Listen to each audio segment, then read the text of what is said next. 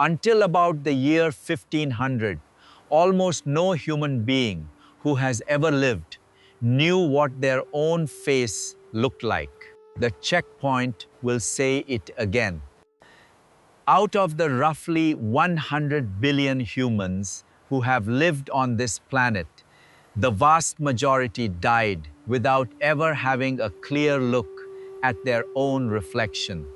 They knew the faces of their parents, their children, the people in their village. They did not know their own face the way you know yours. The mirror, the clear, accurate, room-sized glass mirror that hangs in your bathroom, is roughly 400 years old. The smartphone front-facing camera is 16. The human nervous system that has to host the verdict of both is 200,000 years old. The checkpoint will tell you what every era of the mirror did to that nervous system, what each era added that the previous era did not have, and why the eighth mirror, the one most viewers are holding in their hand right now, is the first one no human body has ever been calibrated to survive. By the end of this video, you will know which mirror is currently running your self-image, and you will know what to do about it tonight. Before the first era is named, one thing has to be said clearly. A mirror is not a neutral object. It is a piece of technology. It does something to the brain that uses it. The checkpoint will tell you what the cognitive scientists call this.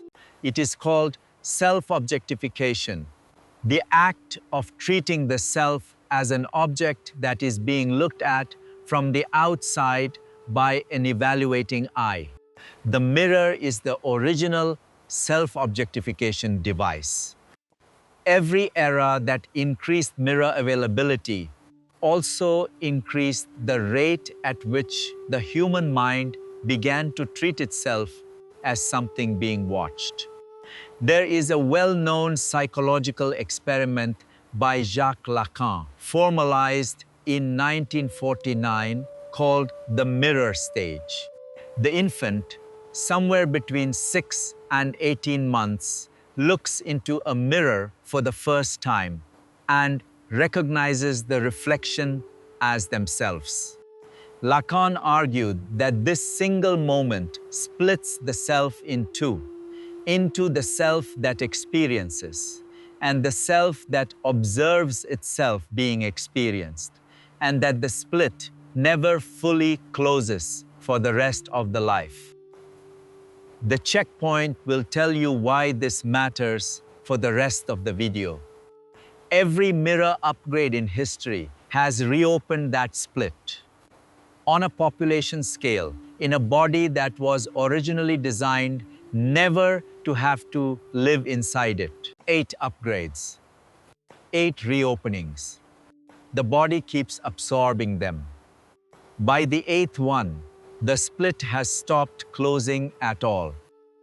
Most people never notice this. Era 1, still water. For roughly the first 190,000 years of human existence, the only mirror any human had access to was the surface of a still pond, a calm lake, or a basin of dark water on a windless day. The checkpoint has watched this material in the archaeological record. The reflection in still water is shimmering, broken by every ripple, unstable across the day, and almost always seen briefly, in the moment of drinking, washing, or crossing. Most early humans saw their own face for at most a few seconds at a time, a few times a week, across an entire life. The cargo, a self-image that was built almost entirely from the inside out, from how the body felt, what the body could do, what the tribe reflected back through faces and voices. The cost of this era was nothing. The species spent the first 95% of its existence in this mode and built every founding capacity: language, story, music, ritual, art, agriculture, the wheel, the first cities, with almost no relationship to its own face. Hold this. The checkpoint will return to it. The original self was built without a self-image. That is the baseline. Everything from this point forward is an addition. Era 2. Polished obsidian. Around 6000 BCE, in the Neolithic city of Çatalhöyük, in what is now central Turkey, the first manufactured mirrors appear in the archaeological record. They are made of obsidian, volcanic glass, ground and polished to a dark sheen. They are small. They are imperfect. They reflect a face as a darker face, blurred at the edges, with no color. The checkpoint will tell you what was new about this era. For the first time, the reflection was portable. It could be carried in a pouch. It could be consulted on purpose, not by accident. It could be brought out before a ritual, before a meeting, before a death.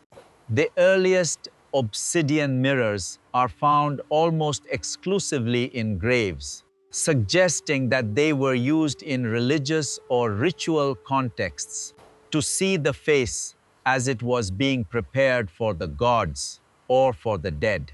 The cargo, the first hint of self-presentation, the first awareness that the face was something that could be checked, adjusted, prepared.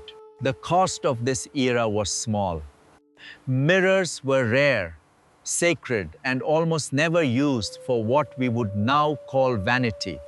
But the concept had entered the species. The face could now be inspected before it was shown. Era 3.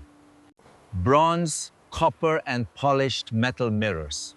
From roughly 3000 BCE through the Greek and Roman periods, mirrors in Egypt, Mesopotamia, China, and the Mediterranean were made of polished bronze, copper, or silver, often with elaborate handles, often inscribed with sacred imagery on the back.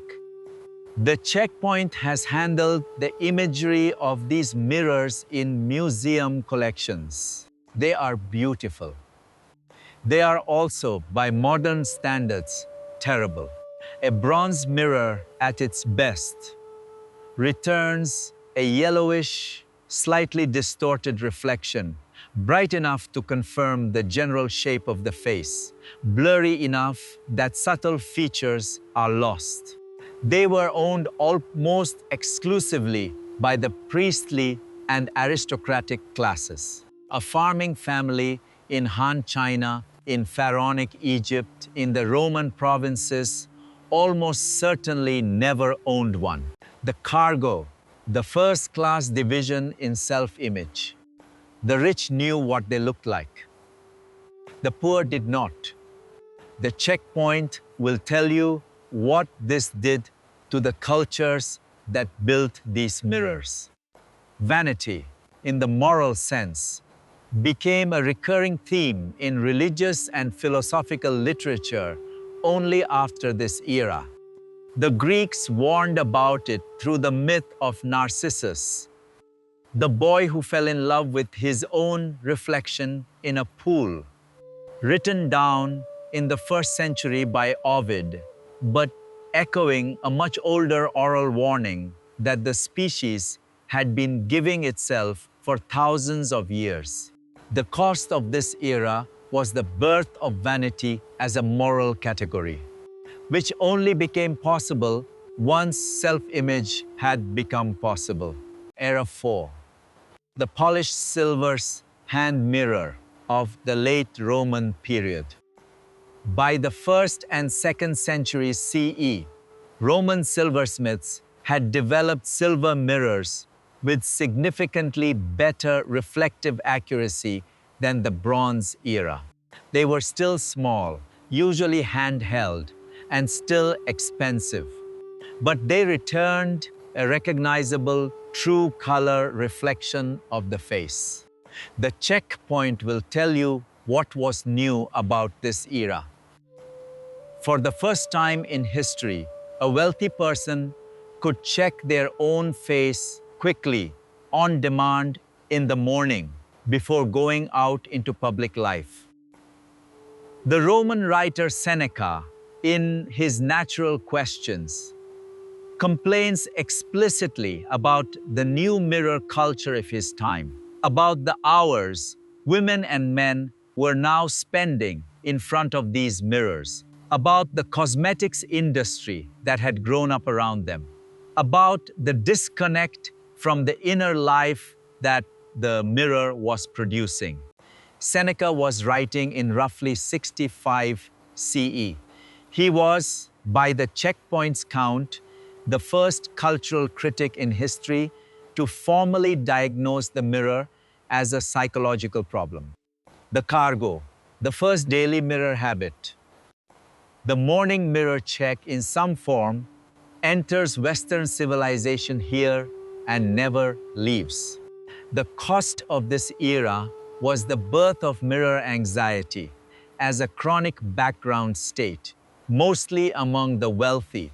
By the end of Rome, the elite were checking their reflections multiple times a day. The poor still almost never did. Era 5. The Venetian glass mirror. This is the single most important upgrade in the entire history of the mirror, and almost nobody alive today knows about it. In the 15th and 16th centuries, glassmakers on the island of Murano, off the coast of Venice, developed a technique for backing flat glass with a mercury tin amalgam to produce the first truly clear, accurate, large format mirror. The Venetian Republic treated the technique as a state secret. Glassmakers were confined to the island. Death threats were issued to any artisan who tried to leave with the formula. For roughly a century, Venice held a near total monopoly on the European mirror trade, and a single Venetian mirror could cost more than a Rembrandt painting. By the late 17th century, French agents had bribed enough Venetian glassmakers to break the monopoly. The technique spread. The price fell. By 1700, a clear glass mirror could be owned by a middle-class European household. The checkpoint will tell you what this did to Western civilization. It produced, for the first time in human history, a population that knew with high accuracy what their own faces looked like. The historian Lewis Mumford argued in The Condition of Man in 1944 that the spread of the Venetian glass mirror across Europe between 1500 and 1700 produced a fundamental shift in Western consciousness. That the modern self, as a discrete, observable, self-conscious entity, was partly invented by the mirror. The first European self-portrait paintings appear right after the Venetian mirror enters the artist's studios. The first introspective autobiographies, Montaigne, in 1580, appear in the same window. The Enlightenment idea of the self as something that can be inspected, refined, and presented appears in the same window. The cargo, a Western self that was built for the first time with constant feedback from its own face. The cost of this era was the birth of the modern self-conscious person, which is in part what we still are. Era 6. the industrial mirror. By the late 19th century, advances in plate glass and silvering technology had reduced the price of a mirror so dramatically that by 1900, a wall-sized mirror was within reach of any working-class household in the industrialized world. The bathroom mirror, as a fixed architectural feature of every home, becomes universal in roughly the first 3 decades of the 20th century. The checkpoint will tell you what was new about this era. For the first time in human history, the average person, not the wealthy, not the elite, not the priestly class, saw their own face dozens of times a day in high accuracy in their own home. The cargo, a self-image that was now being updated by the mirror multiple times daily across the entire population. The cost of this era was the democratization of mirror anxiety.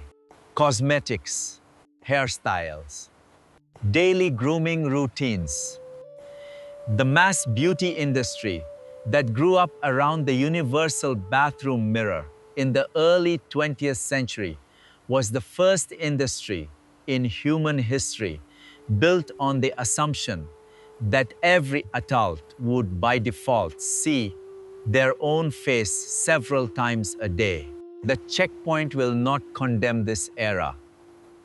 The democratization of self-care had real benefits. But the cognitive load, the constant background comparison between the face the person remembered from yesterday and the face the mirror returned today, was now distributed across an entire population for the first time. Era 7, the camera. The first photograph of a human face was taken in 1839. By 1900, photographic portraiture was widespread. By 1950, the family photo album was a household feature. By 1970, the Polaroid had made instant self-portraiture possible. The checkpoint will tell you what was new about this era. For the first time, the face could be captured, frozen, and re-examined later, sometimes years later, against the face in the current mirror.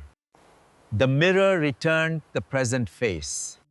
The photograph returned the past face.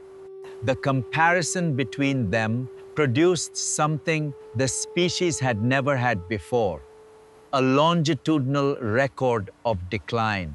The cargo, the awareness of aging on a population scale with photographic evidence. The cost of this era was the birth of the before and after self. Before this era, a person aged inside their own memory, which is soft, forgiving, and slowly updates. After this era, the aging happened against a hard photographic record that did not forget. The cosmetic surgery industry, which barely existed in 1900, was a multi-billion-dollar industry by the year 2000. It was made possible by the photograph, not by the mirror alone. Era 8. This is the era you are living in right now, the algorithmic mirror. Here is the real issue. The front-facing camera was added to the iPhone 4 in June of 2010, 16 years ago. The checkpoint will tell you what has happened since.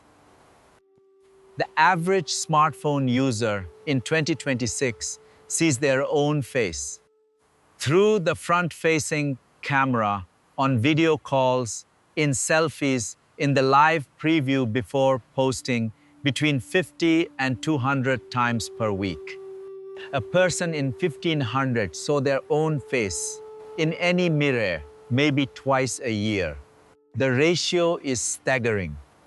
The modern adult sees their own face roughly 5,000 times more than the median European of the Renaissance, and perhaps 10,000 times more than the median human across all of pre-modern history. The cargo is unlike anything any previous era of the mirror has produced. It is the first mirror that returns the face with feedback, filters, smoothing, beautification, augmented reality overlays. The mirror no longer returns the face you actually have. It returns the face the algorithm has decided you should compare yourself against. It is the first mirror that returns the face with metrics, likes, comments, view counts, saves.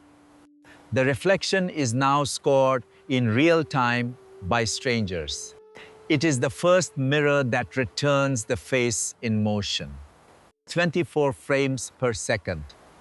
Every micro-expression visible. Every angle inspectable. Every flaw a video can pause on. It is the first mirror that returns the face in comparison. Beside every selfie, on the same screen, are the faces of every person whose appearance the algorithm has decided is more engaging than yours. The checkpoint will say it directly. There is no human nervous system on the planet that was built to host this mirror. The body that is being asked to receive the verdict of the eighth mirror is the same body that, for 190,000 years, was supposed to see its own face a handful of times a year. The checkpoint has watched the data closely. Here is what the research is now saying. The rise of teenage anxiety, depression, and body dysmorphia beginning around 2012 and accelerating sharply through the 2020s has tracked almost perfectly with the spread of the front-facing camera and the social platforms built around it. The British researcher Jonathan Haidt, in his 2024 book, The Anxious Generation, documents the curve in extraordinary detail. The checkpoint will not summarize the entire argument here. The checkpoint will summarize the part that matters for this video. The eighth mirror is the first one that has ever produced, at scale, a generation of young people who report not liking the face they were born with. Cosmetic surgery in adolescence has tripled. Filtered selfies are now the default. The phenomenon called Snapchat dysmorphia, the desire to look in real life like own filtered selfie, is a recognized clinical category. The cargo of the eighth mirror is a self-image that is no longer anchored to any real face. The reflection has detached from the body. The body is now being asked to live up to the reflection, instead of the reflection reporting on the body. The checkpoint will tell you what every previous era's wisdom tradition would have said about this. They would have said the species has installed in every pocket an unsupervised mirror that returns a face the wearer did not earn, and is then asking the wearer to compete with that face every day for the rest of their life. I lived for years with the eighth mirror in my pocket and called it normal. It was not normal. It was the slow installation of a face I did not have in the seat where my actual face used to live, by software I had no way to resist, while my nervous system was still calibrated for Era 1. The first morning I left the phone in another room and let my actual face be the only mirror I consulted for an entire day. The relief in the body was almost physical. The verdict that had been running in the background for years was suddenly not being issued. That was the morning. The checkpoint started keeping a log. The checkpoint has noticed something almost no historian of the mirror writes about clearly.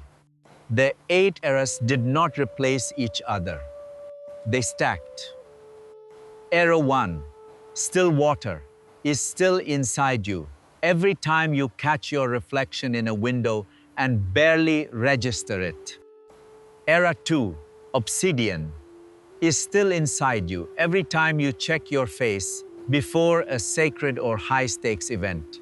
Error 3, bronze, is still inside you every time you compare your face to the painted, sculpted, idealized faces of culture.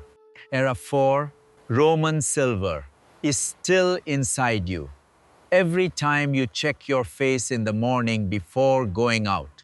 Era 5, Venetian glass, is still inside you every time you stand in front of the bathroom mirror and inspect, refine, present. Era 6, the industrial mirror, is still inside you every time you walk past the full-length mirror in a store and check the silhouette without thinking. Era 7, the photograph, is still inside you every time you compare a current photo of yourself to one from 5 years ago and read decline. Era 8, the algorithmic mirror, is the thin film on top of all of it. The new layer under which the older 7 layers are all still firing. That is why so many people in this generation feel a self-consciousness about their own face that they cannot trace. They are not feeling one era's worth of mirror. They are feeling all 8 at once in a body that was originally calibrated to feel none. Here is the practice. The checkpoint will say up front, this one is short and the shortness is the point. Choose one day a week. The checkpoint suggests Sunday. Any single day will do. On that day, do not look at any mirror, not the bathroom mirror, not the rear view, not the storefront window, not for the front-facing camera, not a single selfie, not a single video call with the self-view enabled. If you have to use a mirror to drive safely, to shave, to apply medicine, use it for the function and look away immediately. No inspection, no lingering, no verdict. For one day, return your face to Era 1. Let it be felt from the inside. Let the people who see it be the only people who see it, including you. The checkpoint has watched what happens to people who do this practice for 6 weeks. The verdicts that the 8th mirror was issuing without permission get quieter. The face the body actually has becomes recognizable again as the face. The thin film at the top of the stack thins out. 6 Sundays, 6 days a year, eventually, without the mirror running. That is the entire practice. It is not a fix. It is the only known interrupt that returns the face, briefly, to the body that actually owns it. That is the practice. The checkpoint has noticed that the mirror fast is almost impossible to perform inside a phone whose other inputs are designed by software to return your face to you every few minutes. Drift inward is the small, private room, the checkpoint built for exactly this kind of inspection. A place to write the verdict the mirror has been issuing, separate it from the actual face, and let the body the verdict was being delivered to finally answer. It is not a fix.